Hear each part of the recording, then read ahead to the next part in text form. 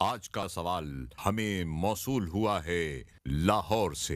ایک اسکالر کا کہنا ہے کہ قرآن کی روح سے کھانے پینے کی چیزوں کے علاوہ صرف 5 چیزیں حرام ہیں۔ ان 5 چیزوں کے علاوہ اور کوئی چیز حرام نہیں۔ ان کے اس دعوے کی کیا حقیقت ہے؟ اس پر روشنی ڈالیں۔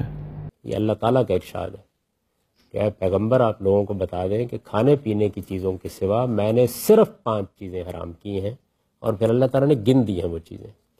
فرماتے ہیں میں نے بدکاری کو حرام کیا ہے، میں نے حق تلفی کو حرام کیا ہے، میں نے لوگوں کی جان مال اور عزت کے خلاف کسی اقدام کو حرام کیا ہے، میں نے شرک کو حرام کیا ہے، میں نے اپنی طرف سے کسی چیز کو حرام قرار دینے کو حرام کیا۔ تو اس وجہ سے ان 5 چیزوں کے سوا کوئی چیز حرام نہیں۔ یہ خود قرآن مجید نے فیصلہ کر دیا۔ میں تو لوگوں سے کہتا ہوں کہ قرآن کی اس آیت کو اپنی میز پر رکھ چھوڑا کریں تاکہ حرام حلال کی بحث ہمیشہ کے لیے ختم ہو جائے۔ تو اس وجہ سے جو آدمی بھی اس کے سوا کسی چیز کو حرام کہتا ہے وہ قرآن مجید کے اس صریح ارشاد کے خلاف۔ حقیقت حال یہی ہے کہ ہمارے کچھ دوست قرآن کریم کا نام لے کر اس طرح کی تحقیقات پیش کرتے ہیں کہ سننے والا قرآن کے نام پر ان کی ان باتوں کو اعتماد میں لے لیتا ہے، لیکن حقیقت حال ان کی تحقیق سے بالکل مختلف ہوتی ہے۔ ہمارے اس دوست نے حرام چیزوں کے بارے میں یہ موقف اختیار کیا ہے کہ قرآن کریم میں حرمت علیکم المیتۃ میں جن چیزوں کو حرام قرار دیا گیا ہے اور وہ کھانے پینے سے تعلق رکھتی ہیں، ان کے علاوہ سورہ اعراف کی اس آیت نمبر 33 میں جن 5 چیزوں کو حرام قرار دیا گیا ہے، ان 5 چیزوں کے علاوہ اور کوئی چیز حرام نہیں ہے۔ حتیٰ کہ انہوں نے یہاں تک کہہ دیا کہ اگر کوئی شخص ان 5 چیزوں کے علاوہ کسی اور چیز کو حرام قرار دیتا ہے تو وہ قرآن کے خلاف جاتا ہے۔ یہ دعویٰ بہت بڑا دعویٰ ہے۔ قرآن کریم اس دعوے کی ہرگز تائید نہیں کرتا۔ آئیے ہم قرآن کریم کی آیات مبارکہ اور احادیث شریفہ کی روشنی میں اس موقف کا علمی تجزیہ کرتے ہیں۔ سورہ بقرہ کی آیت نمبر 275 میں ہے احل اللہ البیع وحرم الربا، کہ اللہ رب العزت نے تجارت کو حلال قرار دیا اور سود کو حرام قرار دیا، ربا کو حرام قرار دیا۔ حرمت علیکم المیتۃ میں جن کھانے کی چیزوں کا تذکرہ ہے، ان کے علاوہ سورہ اعراف کی آیت نمبر 33 میں جن 5 چیزوں کا تذکرہ ہے ان میں ربا اور سود نہیں ہے۔ آئیے آگے بڑھتے ہیں۔ سورہ مائدہ کی آیت نمبر 90 میں شراب، جوے وغیرہ 4 چیزوں کی حرمت کا اعلان کیا گیا۔ یا ایھا الذین آمنوا انما الخمر والمیسر والانصاب والازلام رجس من عمل الشیطان فاجتنبوہ۔ اس آیت نمبر 90 میں شراب، جوے کے علاوہ مزید 2 چیزوں کو حرام قرار دیتے ہوئے کل 4 چیزوں کو حرام قرار دیا گیا، انہیں رجس قرار دیا گیا اور فاجتنبوہ کا حکم دیا گیا کہ ان سے بچ کر رہنا ہے۔ یوں شراب اور جوے کی حرمت کا اعلان سورہ مائدہ کی اس آیت نمبر 90 میں نازل ہوا۔ مزید آگے بڑھتے ہیں۔ سورہ بقرہ کی آیت نمبر 230 میں ایسی عورت کے بارے میں جس کو 3 طلاقیں دی جا چکی ہوں، ارشاد ربانی ہے فلا تحل له من بعد، کہ اس کے 3 طلاق دینے کے بعد اب وہ عورت اس کے لیے حلال نہیں ہے، یعنی حرام ہو گئی۔ साथ ही साथ सूरह तौबा की आयत नंबर 26 में है, इन्ना इद्दतश-शुहूरि इंदल्लाहि 12 शहरन फी किताबिल्लाहि यौम खलक़स समावाति वल अर्द मिन्हा अर्बअतुन हुरुम, कि अल्लाह रब्बुल इज्जत ने जब आसमान और जमीन को पैदा किया तो 12 महीनों में से 4 महीनों को जंगो जिदाल के लिए हराम करार दिया, और इन 4 महीनों को जंगो जिदाल के हवाले से आगे पीछे करना, इसके बारे में इतना सख्त लफ्ज इस्तेमाल हुआ, इन्नमन नसीउ ज़ियादतुन फिल कुफ्र, कि 1 महीने की जगह हलाल को ले आना, हलाल की जगह हराम महीने को ले आना, जो रजब, शव्वाल, ज़िक़ादा और ज़िलहज्जा हैं, इसके बारे में फरमाया ज़ियादतुन फिल कुफ्र, ये कुफ्र में बहुत बड़ी ज्यादती है, इजाफा है। तो यूं मोहतरम सामीन, सूरह निसा की आयत नंबर 23 में 14 रिश्तों को हराम करार दिया गया है शादी के हवाले से। हुर्रिमत अलैकुम उम्महातुकुम व बनातुकुम व अखवातुकुम, तुम्हारे लिए माएँ हराम हैं शादी के हवाले से, बेटियां हराम हैं। यूं 14 रिश्तों को इंसान के लिए शादी के हवाले से हराम करार दिया गया। तो कुरान करीम की इन आयात मुबारका में सूद को हराम करार दिया गया, 4 चीजों को शराब और जुए के साथ हराम करार दिया गया, तलाक याफ्ता 3 दफा के बाद औरत को मर्द के लिए हराम करार दिया गया, साल के 12 महीनों में से 4 महीनों को जंगो जिदाल के हवाले से हराम करार दिया गया, और 14 रिश्तों को इंसान की शादी के लिए हराम करार दिया गया। इन तमाम चीजों के लिए या हुर्मत के और हराम होने के अल्फाज हैं, या ला तहिल्लु के अल्फाज हैं कि हलाल नहीं है।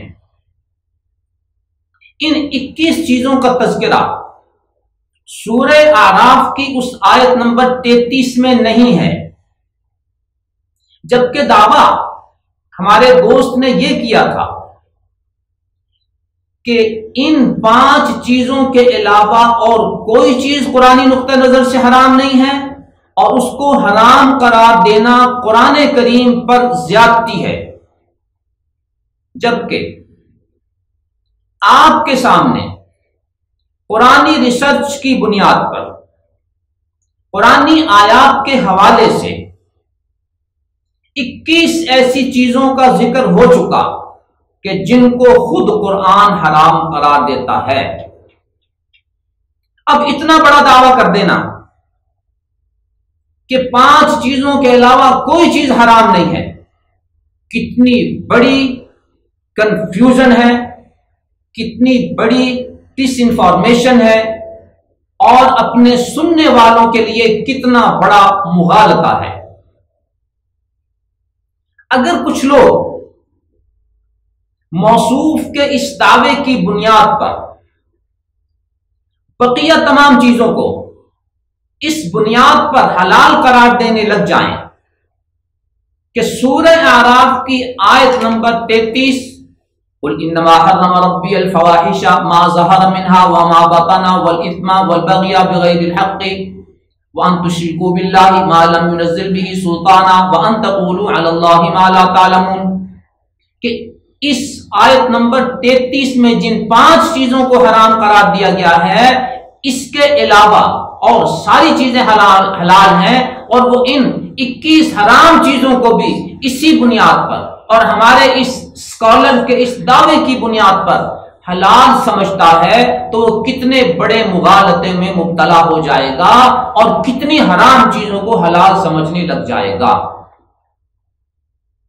यहां से आपको इस तबके के उन दावों की हैसियत और हकीकत वाज़ेह हो गई कि कुरानी रिसर्च और कुरानी तहकीक के नाम पर कितने बड़े बड़े दावे कर जाते हैं, और सुनने वाले कुरान के नाम पर उन पर एतमाद करने लग जाते हैं, लेकिन उन दावों में کتنی صداقت ہوتی ہے اور ان کی ریسرچ کتنی دقیق اور حقیقت پر مبنی ہوتی ہے، ان قرآنی آیات کی بنیاد پر وہ ساری صورتحال آپ کے سامنے واضح ہو چکی ہے۔